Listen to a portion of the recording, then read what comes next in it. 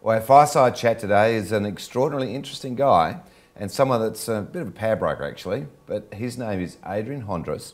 He's the Executive General Manager of the Commonwealth Private Bank. That's a long title, but a very important title as well. Welcome to our program, Adrian. Thank you, Anthony. Thank you for having me here. Now, before we get into the nitty-gritty of the private bank, just tell me what it is that you do in the private bank and what your history is. You know, were you a Boy Scout or, you know, what's your history? There was no Boy Scouts. Originally from Perth. In fact, I was brought up in a real estate family. Is that right? Yeah, yeah. So my dad... So there's some hope for me yet? There is, yeah, indeed, indeed. My dad had a real estate business that he started in 1963 in Perth. And did that for 40 years and branched into business broking and all those sorts of things. You didn't think you'd need to go in that direction? I did some part-time work with him, some holiday work, conveyancing and the stuff that a lot of your viewers would be familiar with. But Dad thought that perhaps it was a good idea for me to go to uni and do something else rather than following his footsteps. God, in education. That's right, yeah, indeed, yeah, yeah. In fact, one of the childhood memories that sticks with me in the real estate offices in Perth in the 60s and 70s, there used to be a photo of an old man's face. And under the photo of this old man's face, it used to say, "This is the face of a young man who was waiting for property prices to go down." Hey, we had that as well. Oh, did you?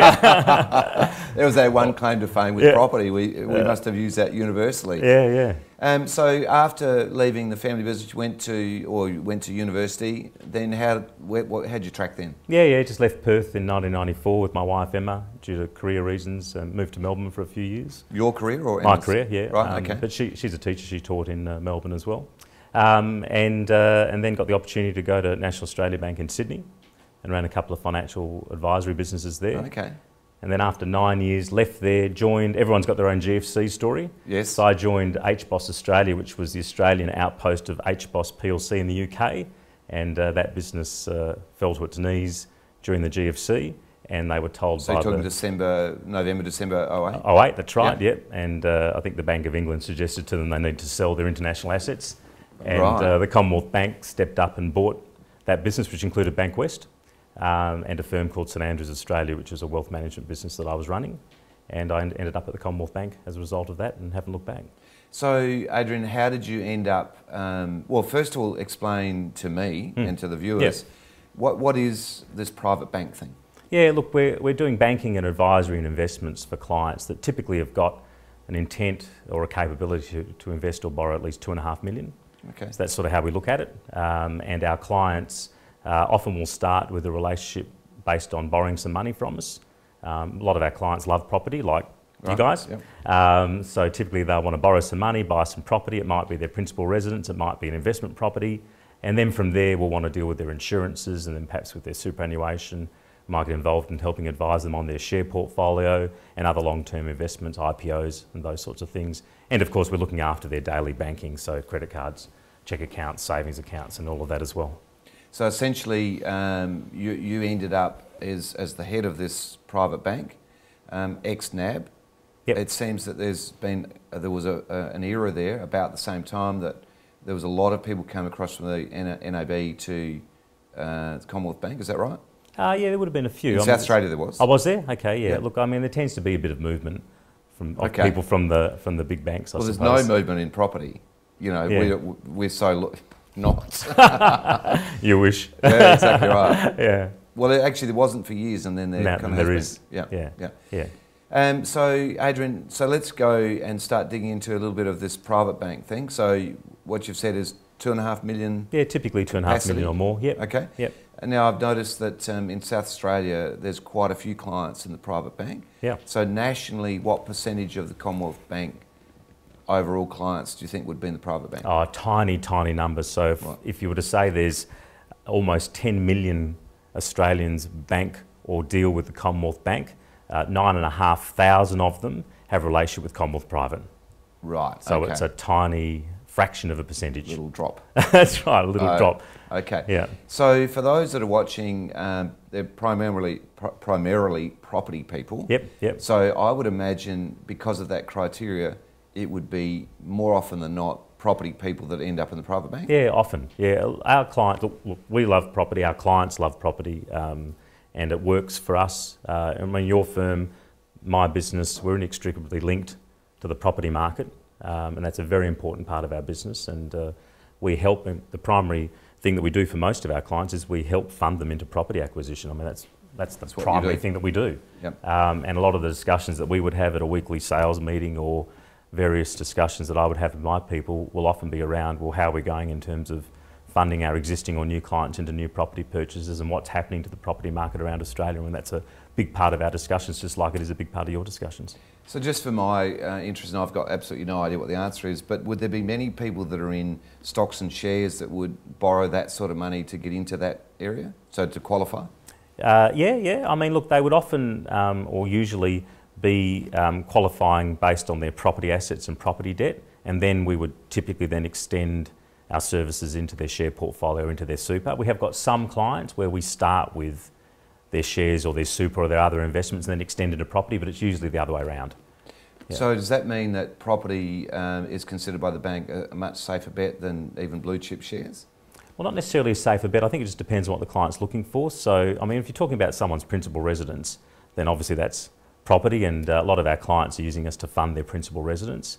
So part of our challenge is to help clients realise that while property is a terrific asset to have at the centre of their personal portfolio, as in their principal residence, they might have 1 or 2 investment properties, it also makes sense for them to think about what other assets they could be involved in and how those assets could complement the core of their portfolio, which is more often than not, it's their property holdings. Right, yeah. Okay. Now, one of the big reasons that I was particularly interested in catching up with you for a fireside chat, apart from the fact that, you know, you're a big deal. Not sure about that, but anyway. Yeah, well, anyway. That's in my own lunchbox, I am. Yeah, well, in my world anyway. So what I was wanting to communicate to landlords, we've got 2,000 landlords. Yep. So we've got a very large property portfolio, you know, rental indeed. portfolio. And those landlords, probably a lot of those would qualify, but have no exposure whatsoever with Commonwealth Private. Yep. So if I was talking to, and they were listening to this here today, what advice would you have about people that have got those kind of resources, $2.5 million capability? Should they be buying, and you know, how would you catch up with them, and what's the process? How does it work? Yeah, look. First and foremost, many of the people you're talking about that are watching would be Commonwealth Bank clients already, but not necessarily clients of Commonwealth Private. So the first thing would be to you know, literally just talk to us about the possibility of them becoming a part of our private bank. We have a lot of clients. Every week I'm signing letters welcoming people to Commonwealth Private who are existing Commonwealth Bank clients. They might be with the retail bank, they might be one of the business banks, they might be using ComSec, whatever their relationship currently is. Often they haven't heard of us, so part of our challenge is to get out there and tell the world that there is a private bank within the Commonwealth Bank, and we are there to look after a certain group of people.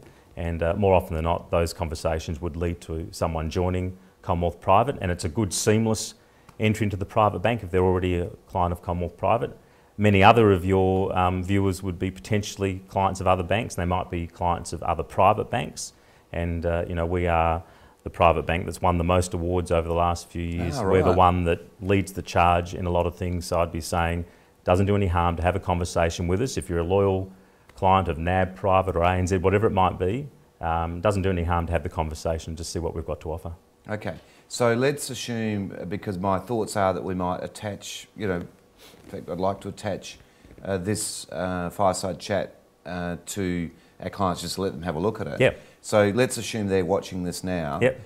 What do they actually do? So they're an ANZ private bank client, and they wanted to just check you out. What are they? You know, what are they actually doing? Yeah. So all they really need to actually do is, well, what would be ideal is if we knew where they were, we would ring them and organise to have a conversation. So maybe let me know, and then I'd put you in touch. Right? Okay. Yeah. And that would be the most practical, simplest thing to do. I really think that private banking, very much like your business, Anthony, it's about that individual conversation between people. Private banking is exactly the same. What we'd prefer is rather than emails and other things, we just prefer to have a conversation with someone. So if someone was interested, they made contact with you, you put them on to our team here in Adelaide, and we'd have the conversation from there. Now, apart from, you know, the words of being I'm in the private bank, what are the actual hardcore reality benefits, or is it just simply like a club? It's not like a club. It's not like a club. Although the membership's not doing much. That's right. Although we do have our credit cards do say private client, so there's a little subtle recognition that people are a part of this cohort of clients that are part of Commonwealth Private. But what is it actually about? So there's three things I talk about. I talk about service, I talk about advice, and I talk about opportunities.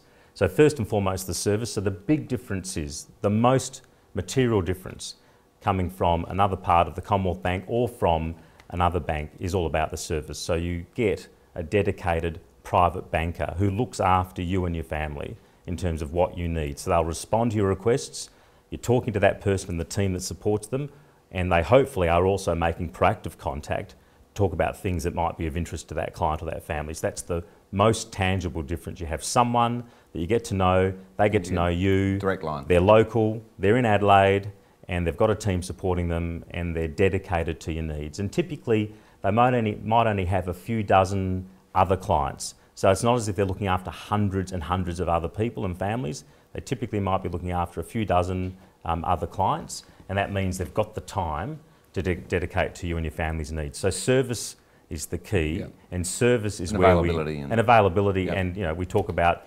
24/7 and all those things. And the reality is that one of our clients is overseas, they lose their credit cards, you know, we can actually help them in those sorts of things. So it's everything from that through to, I want to look at funding my new principal residence, I need a $2.5 million loan, let's go through the process. It's all of the above, right? So service is the key, and service is where we've won our awards. So in the last 3 years, and they've only been available for 3 years, we've won the Outstanding Institution Award 3 years in a row from the Australian Private Banking Council. And it's all service-based. Because I thought the ANZ won all those awards. Yeah, no, they would say that, but no, they didn't. All right, so basically... service is the key. Wellness. Yep. Okay. So service is the key, and we measure our services every week. We survey our clients. The Australian Private Banking Council surveys our clients. It's hardwired into my people's scorecards, so their overall financial outcomes linked to the service that our clients are saying that they're providing to the client. So the client has a direct material effect on how people are paid and what they're paid based on the service scores that they achieve and the verbatims that come through. So service, the second thing was advice. So the service bit, we've kind of always done that. We'd say we're pretty good at it. The advice bit is something we've really focused on in recent years. So we've got our own licence through the Australian Securities and Investments Commission.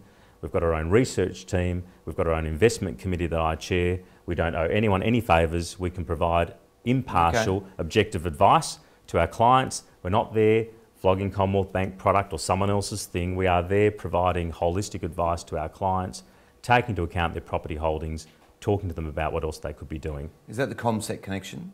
So the ComSec connection helps enable that. So that's not what we're talking about? So that's not what we're talking about. The ComSec connection is really important to us and it helps enable that, but what we're talking about is our own in-house capability, our own licence, our own investment committee, our own way of doing things to suit our clients. And before you get to the third one, do you have to pay for that? So there's certainly a charge for the services, but that's for the clients that actually do invest or take insurances or do other things through that advice. So that advice piece is critical. That's a strong part of our clients' future. And a lot of our clients, whether they're business owners, professionals, thinking about retirement, whatever they might be doing, at some point in their lives, they need to start thinking about things other than the thing they love the best. And typically we find is that clients love a certain asset class like property, and that's fantastic. But there does come a time, especially as you move towards selling your business or thinking about retirement, probably do need to think about doing a few other things other than the one thing that they've loved. And sometimes that can be a challenging conversation, but that's part of our role, to challenge people.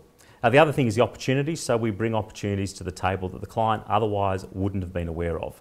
So for example, we've had a few opportunities in the initial public offering space, in the IPO space in recent months. We've had the Colonial Limited Hybrid Note. We've got currently the AGL note. We've had the Woolworths note. So Australian corporates are going to the local liquidity pool and trying to raise funds to fund their businesses. We've had the Commonwealth Bank bond. There's been several others. So rather than going offshore and going into the wild and wonderful world of wholesale funding offshore, we're seeing Australian businesses are starting to look more locally and accessing the local liquidity pool, which there is a massive multi-billion dollar, tens of billions of dollars of liquidity locally in the hands of our clients, your clients, my clients. We've got money there that they're considering putting into other securities, so we will go to clients, and we're out there at the moment with a particular note. We'll go to clients and say, look, this is something that's available, you should consider it. If it suits, fantastic. If it doesn't, no problem. We'll be back another time with another opportunity.